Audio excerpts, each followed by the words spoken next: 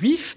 Et vous nous disiez la semaine dernière que Yehoshua, Josué, en français, avait été désigné par Dieu, vous nous le rappeliez bien sûr, comme le successeur de Moshe. Comment Yehoshua se prépare-t-il à cette nouvelle mission? Est-ce qu'il est par exemple conseillé, orienté par son maître Moshe? Bien, il est même orienté par Dieu, si l'on peut dire, puisque Dieu commande à Moïse de désigner un tourgeman, un traducteur. Alors, rassurons-nous, Yoshua parle parfaitement hébreu.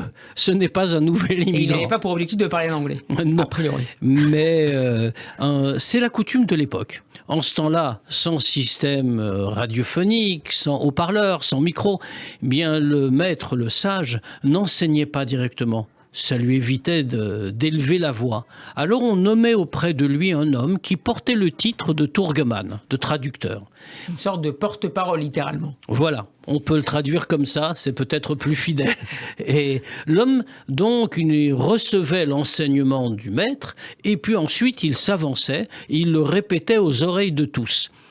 Eh bien entendu, c'était Moïse qui disposait d'un personnage de ce type, tout simplement. Dont l'identité n'est pas forcément connue? Non, pas obligatoirement. D'ailleurs, il faut dire que l'institution s'est maintenue bien au-delà de Moïse, puisqu'à l'époque talmudique, c'est-à-dire des millénaires plus tard, à l'époque talmudique, les sages ont recours à la même méthode. Ils nomment un tourgeman qui est chargé, avec l'interdiction absolue de changer un seul mot de ce qu'a dit le maître, qui d'ailleurs est présent. Qui est chargé donc simplement de répéter. Vous ne voulez pas de téléphone babylonien, si vous me permettez voilà, l'expression. C'est à peu près ça. Et il faut dire que ça a très bien fonctionné, puisque effectivement l'enseignement a été extrêmement fidèle et que nous l'avons jusqu'aujourd'hui.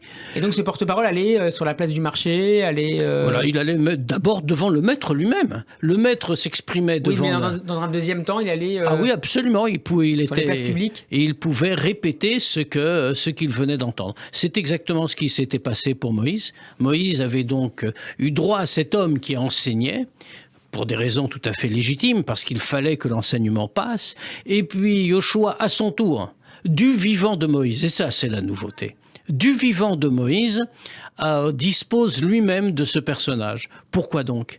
Bien parce que, grand thème du judaïsme, il ne peut y avoir qu'un seul grand maître, un seul chef par génération. Il y a même un proverbe qui le dit en hébreu: il n'y a qu'une chose, une parole pour une génération et non pas deux paroles. Il peut y avoir bien sûr des responsables à des niveaux inférieurs. Il y a par exemple, à l'époque dont nous parlons, un chef pour chaque tribu. Mais tous doivent se soumettre à ce que l'on appelle alors le Nassi, le guide, le chef. Et donc Yehoshua s'adresse au peuple Absolument. Avant même la mort de Moshe. Et très volontairement. C'est Dieu qui l'ordonne, c'est Moïse qui l'applique, précisément pour cette raison-là. Parce que bien entendu, tout le monde se dit, c'est très humain. Oui, Moïse est un homme parfait, c'est l'homme exceptionnel, c'est l'homme qui a parlé face à face avec Dieu. Exemple unique dans toute l'histoire de l'humanité. C'est un homme que nous avons vu agir et puis maintenant il va disparaître. Qui nous dit que Yoshua est aussi grand que lui? Peut-être ne l'est-il pas. Et s'il ne l'est pas, peut-être... Et donc pour ça, il faut une validation en direct de Moshe. Exactement. Et la validation, c'est celle-là. Yoshua, tout le monde reconnaît sa grandeur. Il a déjà beaucoup accompli. Il a mené des guerres à la demande de Moïse. Il a été à ses côtés constamment. Tout le monde sait que Dieu l'a nommé et non pas les enfants, les propres enfants de Moïse. Donc tout est en ordre. Il a quel âge, Yoshua, à ce moment-là? J'avoue que c'est une colle. On aura la réponse demain. D'accord. Et en vérité, il est encore relativement jeune par rapport aux critères de l'époque. Et Yoshua va donc assumer cette fonction.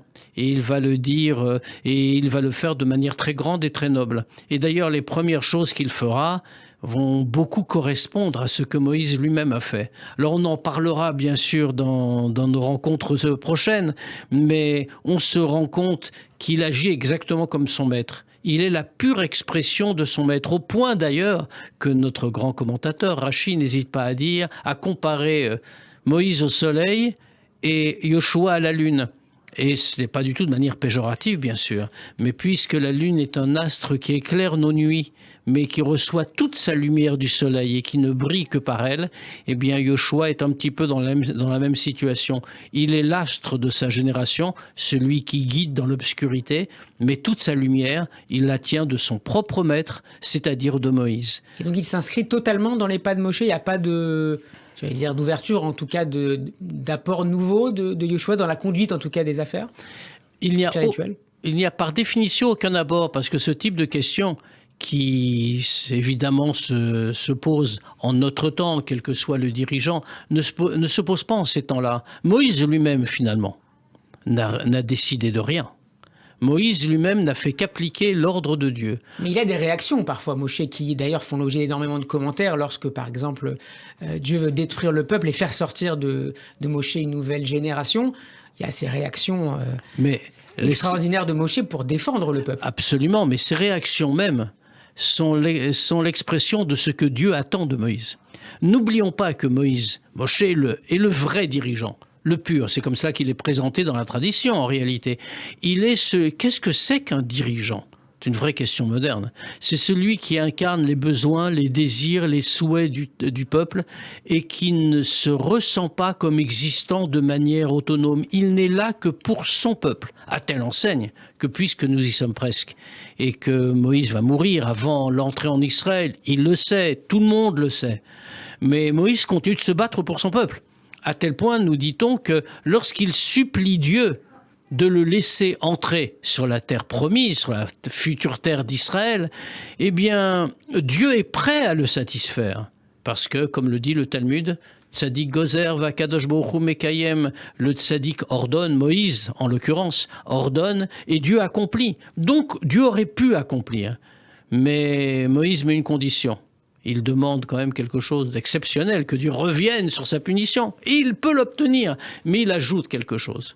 Je n'entrerai en Israël qu'avec mon peuple. Autrement dit, je veux qu'entrent avec moi tous ceux qui sont morts dans le désert du fait de leur propre faute. Il lie son destin à celui du peuple. Exactement. Et Dieu lui disant non, ceux-là doivent être punis. Alors Moïse dit, dans ce cas-là, je n'entrerai pas en Israël, parce qu'alors on dirait que je suis le berger qui a abandonné son troupeau. Cela, c'est tout Moïse. Et c'est cette qualité-là qu'il transmet ensuite à Josué, à Yoshua, et à travers lui, qu'il transmet à tous les grands du peuple juif, à tous ceux qui l'ont guidé, tous les tzadikim qui l'ont guidé au fil des générations.